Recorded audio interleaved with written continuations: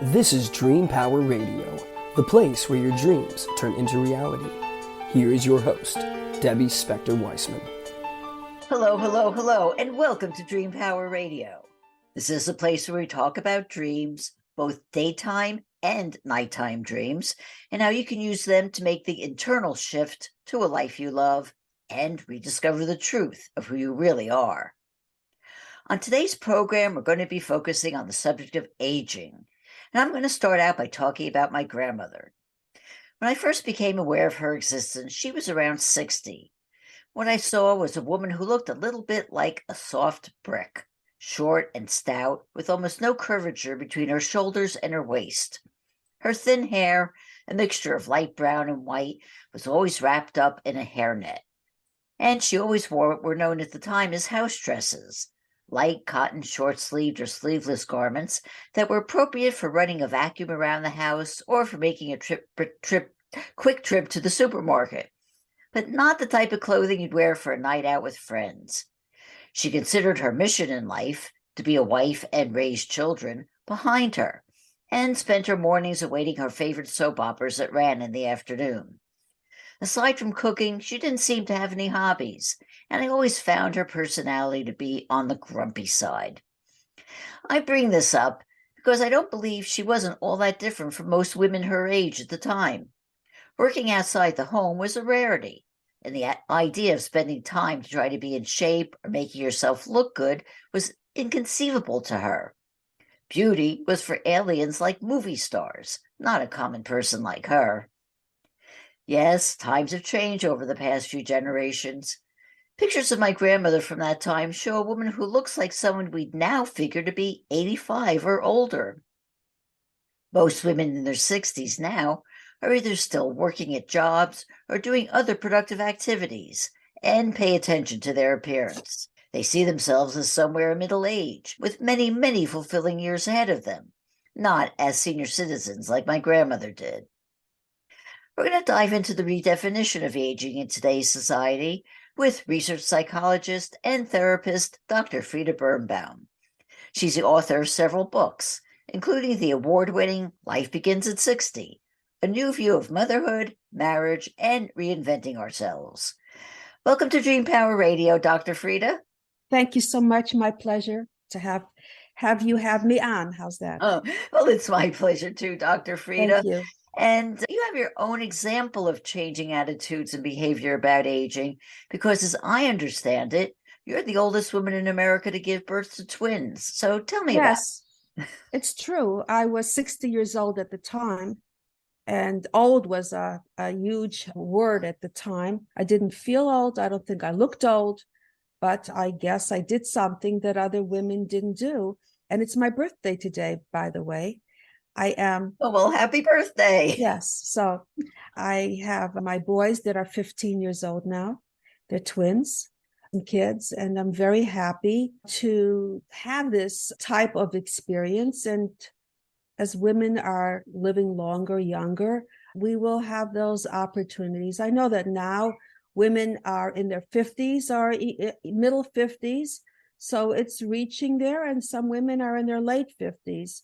I think that just the number 6 sort of hit a nerve. But along the line, my whole life, I had to define myself by myself. There was no one really there that I felt had the same kind of profile that I needed to have to move on. So I did these things on my own. And here I sit with you talking about age and what to expect. And I've met people around the country, Gloria Steinem, Betty Friedan. These were women, revolutionary women. And they said I would be doing something like this one day. And here I am, not knowing what they were talking about, but them knowing me, knowing that I always started to do things that were not necessarily supportive, having a career and family and relationship.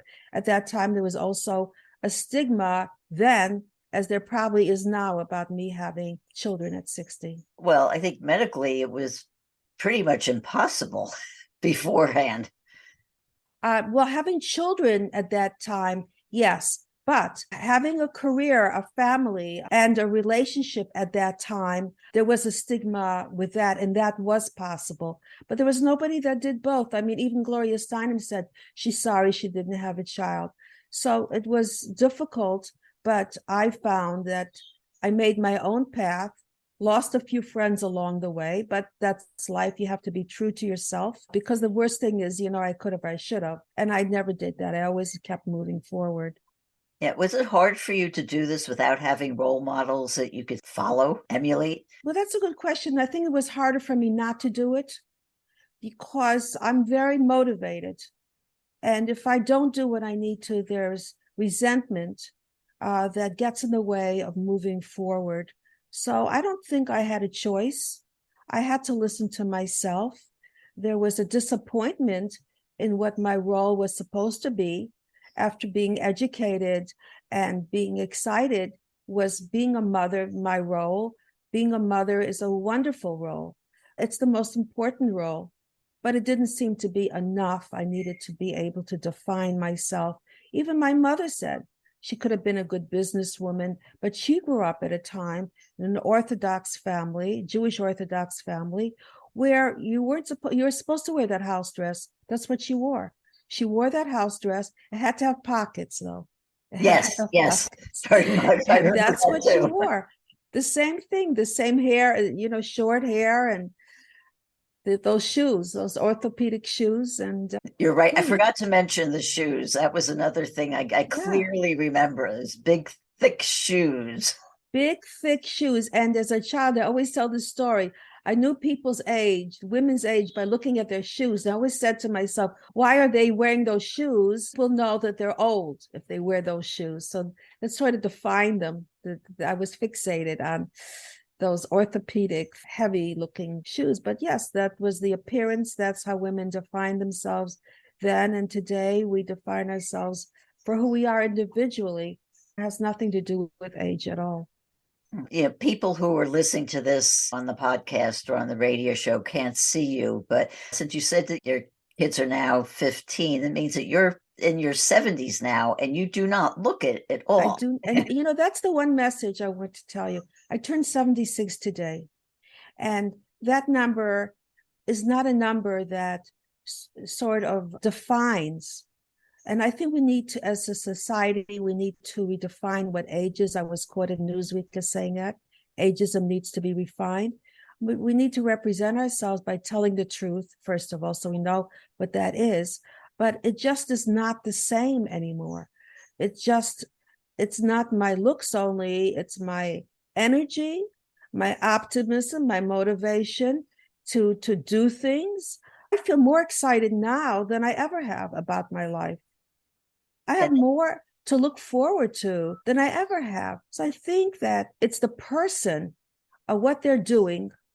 You could be 30, 40, 70, 80, and what effect you're having that makes you who you really are. And isn't that the way that it ought to be? Is that we should always think that at whatever age it is, that's the best, and it's going to get better. And as we get older, it just gets better and better, and that's how it should be. Yeah, people think, oh yeah, she's just talking, big deal, sure. No, when you look back 10 years from now, you'll say, boy, I wasn't so old. And so that's a very strong message. I remember Oprah Winfrey saying, boy, 50 is great. And I thought to myself, wait till you reach 60. I was more excited about life than ever. So we fear it. And yet when we get there, hey, it's not so bad. Look, I have long hair.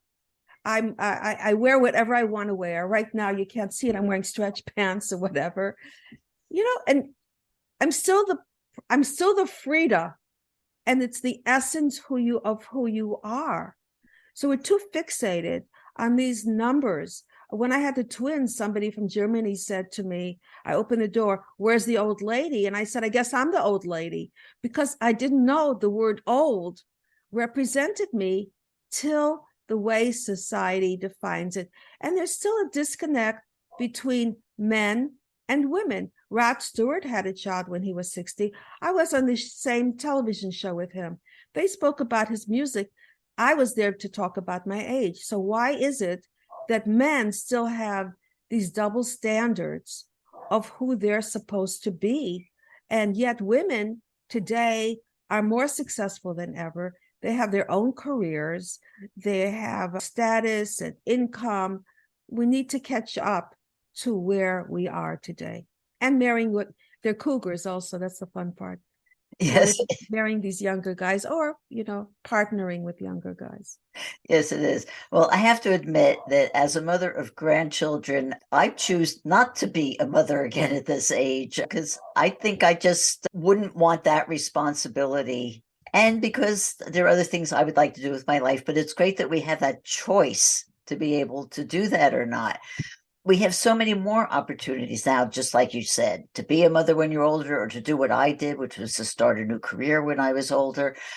Do you see a defining point when this idea that age is not a detriment started to become more common and not just a rarity? Well, with in vitro, as women are having children later, they're also able to have careers and be educated longer. So because of that, that's changed. And developmentally, the way we are partnering up has changed. We're no longer getting married when we're 20 necessarily. We're getting married in our 30s and 40s, having kids later. So developmentally, we really are combining everything. We're combining when we're going to have our careers, when we're going to have our kids, when we're going to get married, when we're going to get retired. And it's a combination of all those above ages, 20, 30, 40, 50, 60, and beyond, that we're pretty much going in a direction of, as you said, choosing what we want to do. And by the way, I did not want to have another child at 60. It was not me. I wanted to really have opportunities. I already had 3 children, and I was waiting for my turn. I put my husband through law school. I took care of my parents. I looked younger than my age at that time. So I looked the part. I did this for my husband. He's the one. Nobody talks about him, but he's the one that said, don't tell the truth about your age. No one will know the difference. There's longevity in your family. Your parents lived into their 90s. You'll be fine. You're going to live longer than that. And go for it. I said, I'll do it for you. But meanwhile, the person who did this already had years and years of research behind her about what price power and what happens to a woman when she goes out in the workforce. How does the relationship and the marriage change when the woman changes her status? Well, I did research on this for my dissertation, for my PhD, because it was about myself. What I found, the findings were profound, that as women's status change, the way she's treated at home from her husband changes to the better. He listens to her. Did you ever have your husband look at his watch while you're talking to him? Well, I have. And it's very unnerving. It's like I'm going to throw a shoe at him. But, all of a sudden, social, financial, all these decisions, I'm the one that had the answers. The same person didn't have the answers before. So that was my research, and that's what I see, that women who have power outside the home are empowered inside the home, and children are more confident too, because they see a mother, and boys pick women who also have these kind of roles, so that the women are role models. And so I think that was the biggest thing that I was going towards. That was my research also. And this is something that my husband said to do. I carried the twins, full term. Nothing eventful happened because I was healthy. Had nothing to do with my age. And I had people call me from around the world. Can I do it? But it wasn't necessarily have children, but I made them feel young because I said, you can start all over again. You can start a new relationship. You can have a new career. You can move. You can go to school, whatever you want. It doesn't mean that you have to be in a certain peg. You have to be in a certain slot. And I think that's what was my message always from the time I did all the things I was supposed to do for my parents. Then I finally said, no, I'm going to do what I want to do from that time on. And that's my message, really, to just go ahead. Don't wait for anyone to say it's okay. Don't wait. Well, I tell you, on that note, it is time for a short break where you're talking all about redefining age with Dr. Frieda Birnbaum, and we'll be right back. If you're not pleased with the trajectory of your life, the time to begin your own personal transformation is now, and your dreams can help pave the way. How? By tapping into your unvoiced confidence. What is unvoiced confidence, you say? It's the acceptance of your abilities and qualities. It's a state of mind coming from liking and even loving yourself, and feeling free to say or do anything you want without concern for the judgment of others. You were born confident, but may have had it chipped away little by the negative self-beliefs you've picked up over the years. If you're looking for the heightened energy, clarity of thought, and the feeling of being more alive that comes from self-confidence, you can rediscover it by paying attention to your dreams. Need some help doing this? Go to my website, thedreamcoach.net, and sign up for my complimentary dream discovery session. I can help show you how your dreams can help you return to the confident person you were always meant to be. Again, go to thedreamcoach.net. thedreamcoach.net. Welcome back to Dream Power Radio with your host, Debbie Spector-Weissman. Yes, welcome back to Dream Power Radio. I'm your host, Debbie Spector-Weissman, and we're talking all about aging in today's society with Dr. Frieda Birnbaum.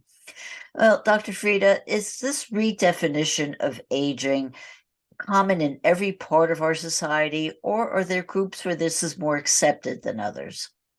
Well, absolutely. Women who are more educated have different opportunities than women who are not. So when I'm talking about aging, it's not about physical aging necessarily. I'm talking about an attitude and the way you conduct yourself in your life. You could be 30 and do nothing, and you can be 70 and change the world. So that's really how we look at it. And yes, underprivileged communities may not have these kind of opportunities to be educated, to have high status careers, to be financially independent. All those things have to do with who we are and the combination of what we're doing with our lives. You could have children, you can have grandchildren, you can do it all. You can have a family life, a very rich family life, which I think is very important. But you have to be your own individual person as well. Not only cheer your family on, but to cheer yourself on too. Yeah, and it's so important to really understand who you are, because that gives you that opportunity to look out beyond whatever you're doing to see what it is you really want out of life. Yeah, it really is. And not to wait for permission from anyone, because everybody has their own agenda and they may not feel so comfortable with you doing what they couldn't do. My mother told me I shouldn't do what I'm doing. So, yeah. Right. So our mothers are very important, and sometimes we have to not listen to our mothers. Yeah, isn't it interesting? Yeah. You know, the people that come to my practice, the ones that rebelled, in their childhood did not need the same kind of help as the ones that were good and listened. That's important to know. It's very important. Turning to this, women in their 50s and 60s today look a lot more vibrant and younger than ever. Is there any documentation that women are taking care of themselves better than they used to? Well, I don't represent that group of women, but because I really don't, and I have, all kinds of things going on. My daughter's bringing lunch for me for my birthday, so I can't even get away from food. But in general, yes, women are having different lifestyles. They're much more physically active with the gym, with walking, the 10,000 steps or whatever, 4,000 steps now they say, with the way they eat, with the shakes, with the protein shakes, with the vitamins they're taking. They're more involved with being active in the community and participating with all kinds of agendas and their careers. So they're involved with life. And that's also very different, because there used to be time that you retired. And today, people are not doing that. People who retire actually have second careers, and they follow through with those careers that they find even more exciting and fun than the first, where they had to go and pay the mortgage. So that's changing. The vacations are changing. People are not necessarily sitting at home on their rocking chair. They're traveling, they're exercising. So the whole persona of what getting older needs to catch up to what society has, the right information of what to expect with age. Even the words, when we talk about peak age, it should be redefined instead of middle age, because middle age sounds as if you're in the middle, you got up there, now you're going down. And peak age sounds as if you're there, you're at your peak, and you're at your peak for a very long time. And that gives you a feeling of having something to look forward to. And that is so important. And one of the tenets of this show is that I always like to say it's never too late. I've told the story many times of how I discovered dream work in my 50s, and it then became my passion to help others by doing it. So I trained to help others to do it because I wanted them to understand how dream work could help them like it helped me. And then in the 60s, I was in my 60s when I started this show because I wanted women to see the possibilities that were available around them by having people like you and others talk about all those possibilities that are there. And that's because I don't see my age as an obstacle. And in fact, in my daily life, I tend not to even think about ages at all. Is that the way we should all be feeling about that number, that age that we are? No one ever asked me if I was the grandmother of my kids. I forgot completely my age. And on the contrary, I get together with people where I have things in common. That's the way I live my life. And I also started everything late. You know, when you look back now, you say 50 is not old at all. At the time, maybe it was. So breaking the barriers has different meaning. Today, women are working and having families. Like, what is she talking about? Of course, we're doing that. But no, it didn't happen in my time. So the message is not to do what I'm saying, but to do what you feel may not necessarily be acceptable, but it's just not that we're not there yet, and we will be there. I received my PhD when I was 46, got accepted to Columbia when I was 35, and I got married when I was 22 because I was told I was supposed to. My mother cried to the world that I was single, as if there was something mentally wrong with me. And then I had my children right after I put my husband through law school. So it's always, have to. But then again, I found a way to do these things. When most people were finished, I went, when the children were in school, I went to school as well. And when I felt they needed me, I dropped out of Columbia to take care of my kids. So there's this back and forth, but I ended up going where I needed to go. So it's not how you get there, it's whether you get there or not. And there'll be obstacles along the way, no matter what happens. Especially the more you want, there'll be more obstacles. But life is a pattern of events, and you may as well do it because you have the time. Time is our biggest asset more than anything else. Take advantage of it. Absolutely. Do you ever think about what would have happened if you had listened to society and not gone back to school and get the education that you really wanted? I'd be very depressed. Hanging out all day. I mean, there's only so much that's needed of you when the kids are in school. That's why when people say, oh, how can you have these kids at this age? What was really needed of me? I'm naturally nurturing. They go to school, they come home at 3, they're tired, they eat, they do their homework, they have their friends. And when they were little, it was just a pleasure to have them in my life. And I didn't feel that I really had to put myself out all that much. So when you look at what you've done, it's the fact is you're doing it out of pleasure. And I was thoughtful. I can't tell everybody to do what I'm doing because it probably wouldn't apply. But it did apply to me. And yes, women should listen to themselves, not what society dictates, because society doesn't know them. I mean, even my practice, I deal with individual therapy, not with psychology that's developmental. I don't believe in that. I think it's absurd. Everybody's so different. I mean, I'm definitely different. I always have been different.